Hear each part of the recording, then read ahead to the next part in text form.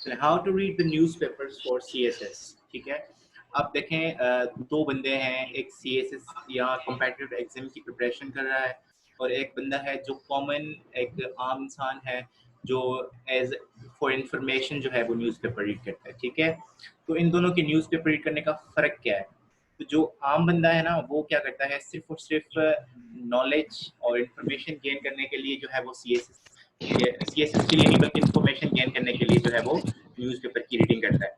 On the other hand आपके पास क्या होता है, आपके पास होता है जो एक सीएसएस एस्पायरेंट जो लर्निंग करने के लिए क्या करता है, यूज करता है न्यूज़पेपर को। ठीक है, अब देखें इन दोनों में फ़र्क तो मैंने बता दिया आपको कि जो न्यूज़पेपर की रीडिंग होती है ना वो दो तरह की होती है, एक for knowledge gain and the second one is for learning.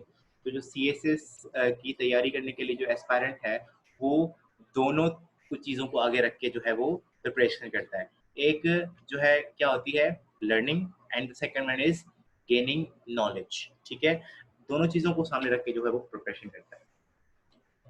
अब देखें जो सबसे इम्पोर्टेंट चीज़ होती है ना न्यूज़पेपर को रीड करने की। ठीक है, वॉइस जो है ना यहाँ से वॉइस जो है वो क्लियर है।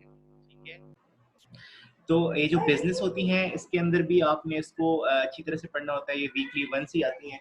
ठीक है, तो इसको आपने अच्छी तरह से करना होता है।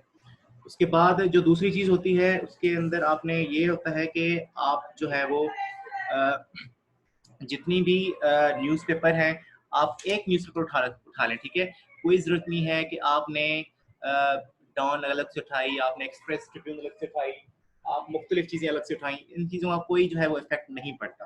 ठीक है, जस्ट सिंगल न्यूज़ आप पेपर आप उठा लें। अब देखें मेन पेज को आपने जस्ट उसकी हेडिंग्स ही आपने पढ़नी है। ठीक है, जो मोस्ट इम्पॉर्टेंट पार्ट होता है ना किसी भी न्यूज़पेपर का वो होता है ये ओपिनियन पेज का। ये लाजमन आपको क्या होना चाहिए, आपने इसको पढ़ना चाहिए। ठीक है, लाजमन आपने इसको पढ़ना चाहिए और ये होता है मोस्ट इम्पॉर्टेंट पार्ट किसी भी इसका न्यूज़पेपर का। इसके अंदर ये होता है कि आपकी एक तो वोकेबलरी जो है वो स्ट्रॉन्ग होती है। दूसरी बात ये है कि इसके अंदर आप क्या होती है जो फ्रेजिंग होती है ना आपकी या जो आपकी यूजिंग सेंटेंस की जो यूजेज होता है आपका वो इसके अंदर स्ट्रांग होता है। ठीक है, अब देखिए ओपिनियन के अंदर जो होता है ना आपने इस ओपिनियन को पढ़ना किस तरह से।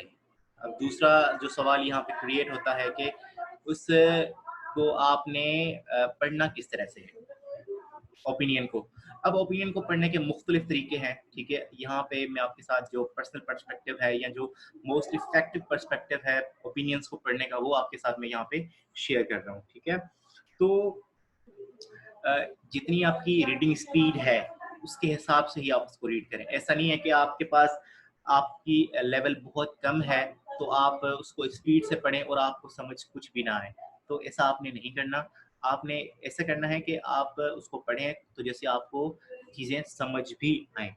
ठीक है, सबसे पहले एडिटोरियल्स को पढ़ने से पहले आप क्या करें, सबसे पहले आप कॉपी और पेन उठाएं। ठीक है, कॉपी और पेन उठाने के बाद आप एक 5 कॉलम्स बनाएं अपनी कॉपी पे। ठीक है, एडिटोरियल्स आपके सामने हों, 5 कॉलम्स आप बनाएं।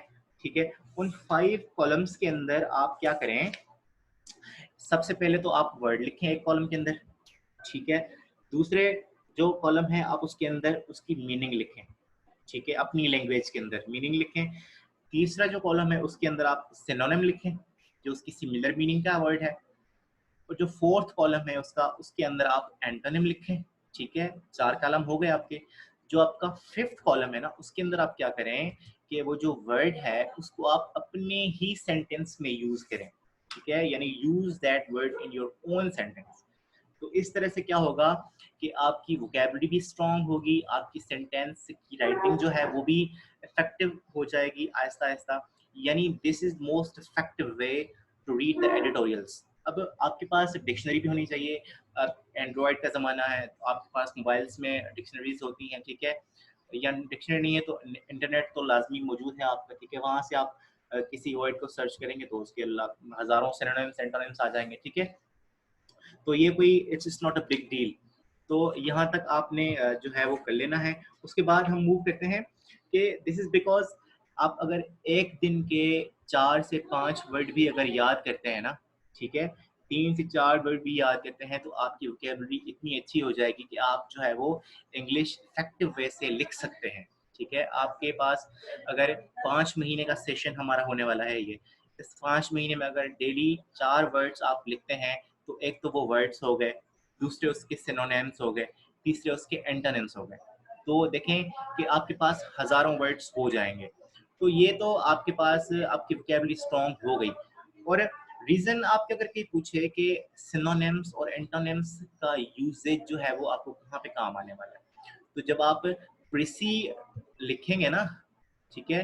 प्रीसी राइटिंग के अंदर सिनोनिम्स और एंटोनिम्स का बहुत ज़्यादा क्या होता है, यूज़ होता है, ठीक है? सिनोनिम्स और एंटोनिम्स का प्रीसी के अंदर ज़्यादा से ज़्यादा यूज़ का प्रीसी के अंदर ही होता है। अब देखें कोई भी कॉलम जो है वो आपके पास एडिटोरियल्स के अंदर 7 से 8 कॉलम्स भी हो सकते हैं, एडिटोरियल्स हो सकते हैं। आपने कोई ज़रूरत नहीं है सारे के सारे पढ़ने की। आपने जस्ट वो पढ़ना है जिसका आप हेडिंग पढ़ के आपको इंटरेस्ट लगे कि वाक़ई इसके अंदर जो है वो इम्पोर्टेंट चीज़ें हैं, तो आप जस्ट वो पढ़ें। कोई ज़रूरत नहीं है 8 आपके पास अगर हैं तो आठों ही आप पढ़ें। दिस इज़ नॉट इम्पोर्टेंट, ठीक है?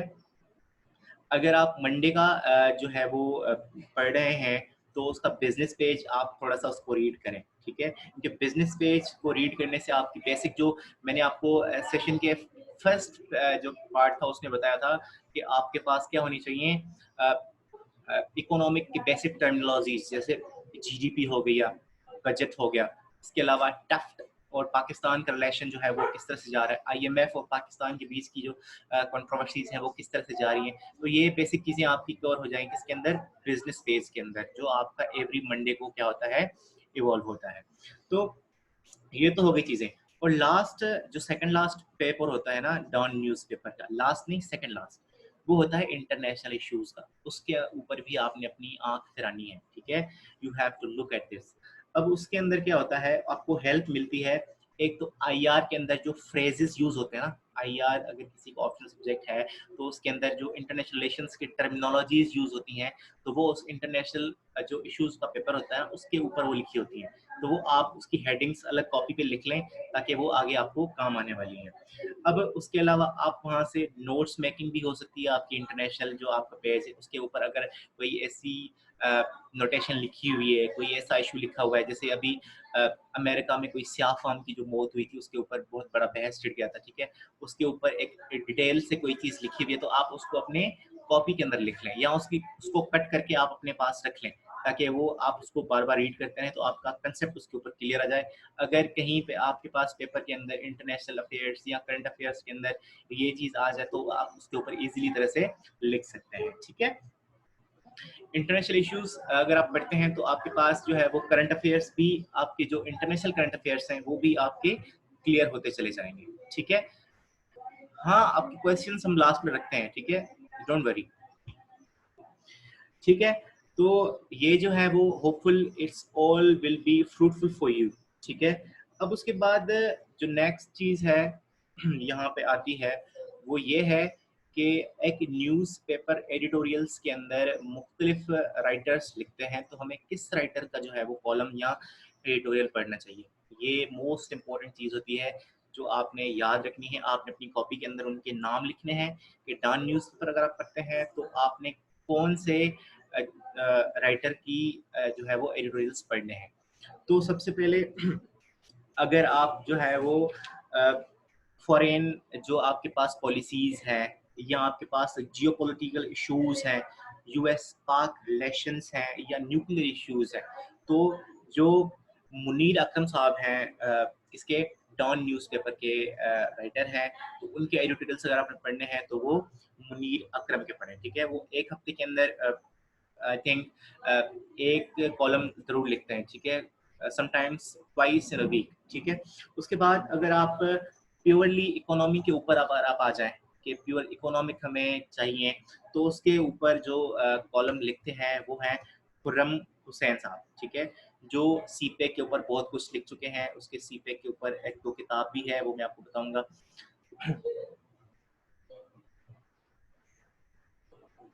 ठीक है।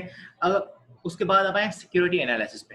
तो सिक्योरिटी एनालिसिस पे जो बहुत अच्छी तरह से लिखते हैं वो है मोहम्मद आमिर राना।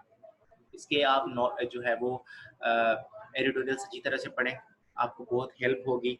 वो मोस्टली टेररिज्म पे काफ़ी लिखते हैं, ठीक है। उसके बाद पाकिस्तान के डोमेस्टिक इश्यूज जैसे लेजिस्लेचर हो गया या जैसे पॉलिटिक्स हो गई, ठीक है।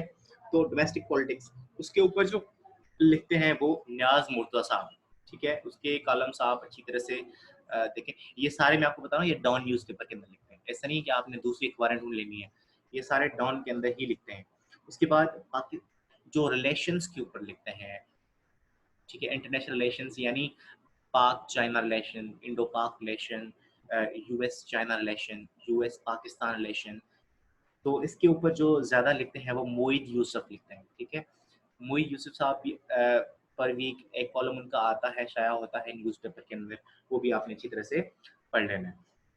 उसके बाद सिविल मिलिट्री इश्यूज जो हैं वो उनके ऊपर आते हैं। सिविल मिलिट्री इश्यूज के ऊपर जब आते हैं तो उसके ऊपर बेस्ट जो लिखते हैं अफगान इश्यूज के ऊपर, क्योंकि अफगान तालिबान का इशू जो है वो हॉट टॉपिक है इन करंट सिनेरियो, ठीक है। करंट सिनेरियो जो अफगान रिलेशंस का है कि अफगान का अमेरिका के साथ कौन सा रिलेशन है, अफगान का तालिबान के साथ कौन सा रिलेशन है, इसके ऊपर लिखते हैं जाहिद हुसैन। बहुत इफेक्टिव वे में लिखते हैं जाहिद हुसैन, ठीक है। तो वैरायटी ऑफ कॉलम्स होती है हमारे पास जो आपने याद रख लेनी है, ठीक है। तो आपके पास अगर डॉन का सोर्स नहीं है, आपके पास अगर दूसरे न्यूज़पेपर्स मौजूद हैं other than Dawn, like as Express, Tribune, Daily Times, Islamabad Times, मुख्तलिफ न्यूज़पेपर्स होते हैं। तो अ, जो सारी अखबारों के अंदर एक ही जो है वो राइटर है जो लिखता होता है मोस्ट इफेक्टिव वे में, और उनका नाम है डॉक्टर हसन अस्करी साहब, ठीक है। उसके कॉलम्स जो हैं वो civil military strategic defence defence के ऊपर होते हैं, सिविल मिलिट्री रिलेशंस के ऊपर होते हैं, मुख्तलिफ चीज़ों के ऊपर वो कॉलम अपने लिखते होते हैं, ठीक है। तो ये बातें चंद आपके पास मैं बता दूं कि मोस्ट इफेक्टिव एडिटोरियल्स किसके होते हैं, मैंने आपको बता दिया। ऐसा नहीं कि आपने सारे पढ़ने हैं, जिन जिन का मैंने आपको नाम बताया अगर उनका एडिटोरियल आपके सामने आ जाए तो उसको आपने लाजमन पढ़ना है। और मैंने आपको बताया कि किस तरह से आप अपनी जो है वो कैब को स्ट्रॉन्ग कर सकते हैं और वो कैब आपको वो कहाँ पे यूटिलाइज हो सकती है आपकी। देन जो चीज़ मोस्ट कैंडिडेट्स पूछते हैं, मोस्ट कैंडिडेट्स की रिक्वायरमेंट्स होती हैं, तो वो सेशन के पहले हिस्से में ही वो पूछना चाहते हैं, बट मैं जो है वो लास्ट में बताना सही समझूंगा कि एलिजिबिलिटी, ठीक है। एलिजिबिलिटी क्या होनी चाहिए सीएसएस के लिए? तो सीएसएस के लिए एलिजिबिलिटी ये है कि 21 साल से आप छोटे नहीं हो सकते और 30 साल से आप बड़े नहीं हो सकते, ठीक है। यानी no more than 30 years, not less than 21 years. Age relaxation is for only government servants, ठीक है। अगर वो कोई गवर्नमेंट सर्वेंट दे सकता है तो 32 की एज तक दे सकता है सीएसएस का एग्जाम। अच्छा, मिनिमम क्वालिफिकेशन बैचलर्स होगी। मिनिमम जो क्वालिफिकेशन है वो बीएस लेवल की क्वालिफिकेशंस होती हैं, ठीक है, बैचलर्स लेवल की, यानी 16 इयर्स एजुकेशन आपके पास होनी चाहिए, तभी आप क्या हैं सीएसएस के लिए एलिजिबल हैं, otherwise you are not eligible for CSS, ठीक है। अच्छा, अपडेटेड रिफॉर्म्स टू सीएसएस, काफ़ी रूमर्स चलते होते हैं कि सीएसएस ये कह दिया कि ये अगर आप किताब पढ़ेंगे, ये ऑप्शनल सब्जेक्ट रखेंगे तब आपको ये ग्रुप मिलेगा। दिस इज ऑल रूमर्स कि अगर आप क्रिमिनोलॉजी रखेंगे तो आप पुलिस ग्रुप में जा सकेंगे, ऐसा कोई सी नहीं है। जस्ट जो 2020 तक आपके रूल्स थे वही 2021 के लिए भी रूल्स हैं, ठीक है। ऐसा नहीं है कि आपके पास 2020 के अलग रूल्स थे और 2021 के अलग रूल्स होंगे, ठीक है। तो ये बात भी आपने क्या करनी है, अपने जहन में रख लेनी है, ठीक है।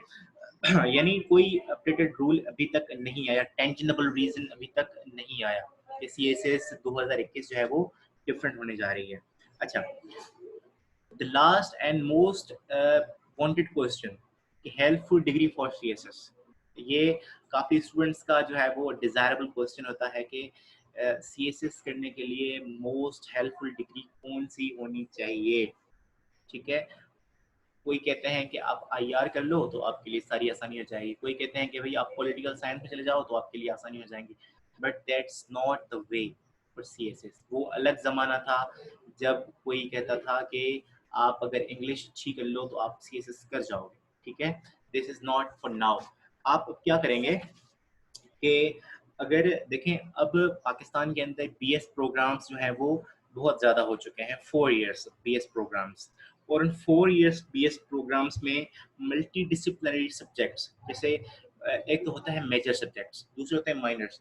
तो मुख्तलिफ माइनर सब्जेक्ट्स आपके पास होते हैं और वो माइनर सब्जेक्ट्स आप पढ़ के 4 साल का जो गैप है वो बहुत बड़ा है, ठीक है? 4 साल ड्यूरेशन बहुत बड़ी है और आप इजी तरीके से अपने आप को प्रिपेयर कर सकते हैं। तो ये क्वेश्चन कि कौन सी डिग्री हेल्पफुल है, ये बिल्कुल मेरे हिसाब से एक रूमर्स ही होते हैं कि फलां डिग्री जो है वो इसके ऊपर डिपेंडेंट है, फलां डिग्री इसके ऊपर डिपेंडेंट है, दैट्स नॉट द रीज़न, ठीक है? तो आपने जस्ट क्या करना है कि टेक एनी डिग्री, डिग्री का कोई इफेक्ट नहीं होता, ठीक है? यानी अगर आप BS कर रहे हैं तो BS के अंदर आपके पास 4 साल मौजूद हैं, तो 4 साल में आप आहिस्ता-आहिस्ता प्रिपेयर हो सकते हैं इस केसेस के लिए। बट मोस्ट इम्पोर्टेंट जो माना जाता है CSS के लिए तो वो 7 से 6 से 7 मंथ या 7 से 8 मंथ, दैट्स इनफ, ठीक है? तो आपके पास 4 साल मौजूद होते हैं, तो आप 4 साल के अंदर बहुत कुछ जो है वो कर सकते हैं। तो हेल्पफुल डिग्री के बाद मैंने आपको बता दी कि now common BS 4-year programs where multidisciplinary subjects are taught in every institution of Pakistan, in which there are so many optional subjects, there are so many uh, minor subjects which resembles with the CSS, like अगर आप zoology पढ़ते हैं तो आपके पास minor subject में आपको Pakistan studies भी मिलता होता है। अगर आप केमिस्ट्री के अंदर BS करते हैं तो आपको इस्लामियात भी मिलता होता है। यानी मुख्तलिफ आपके पास चॉइसेस वो माइनर सब्जेक्ट से अंदर देते हैं जो आहिस्ता आहिस्ता आपकी तैयारी को क्या करें, आगे ले जा सकें, ठीक है? तो ये तो हो गया आपका आज का सेशन, और कल का सेशन जो है वो भी कल इसी टाइम को ही होगा। तो अगर आपका कोई क्वेश्चन है, अगर आपका कोई डाउट है, अगर आपको कोई क्यूरीज है तो वो अभी आप पूछ सकते हैं, ठीक है? Now it's your turn.